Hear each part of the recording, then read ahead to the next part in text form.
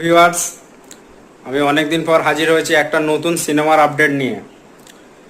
তো আমাদের সালমান খান ভাইজানের সামনে একটা নতুন বড় সিনেমা আসছে, তার নাম হচ্ছে সিকান্দার, ডাইরেক্টেড বাই বিষ্ণুবর্ধন और এ আর মুরুগাডোস और আমাদের জওয়ান ডিরেক্টর অ্যাটলি হতে পারে। তো এই বইটা মূলত বলা যাচ্ছে যে এটা অ্যাডভেঞ্চার প্লাস আমাদের বলুন না অ্যাকশন হতে পারে। তো নতুন সূত্র থেকে বোঝা যাচ্ছে যে এতে আমাদের রজনীকান্ত থাকতে পারেন। তো এই সিনেমাটি সালমান খানের প্রথম অ্যাকশন আর কমার্শিয়াল সিনেমা হতে যাচ্ছে দীর্ঘ 8 থেকে 9 বছর পর। তো আমাদেরকে এখনও 1 বছর ওয়েট করতে হয় পরের বছর ঈদের জন্য।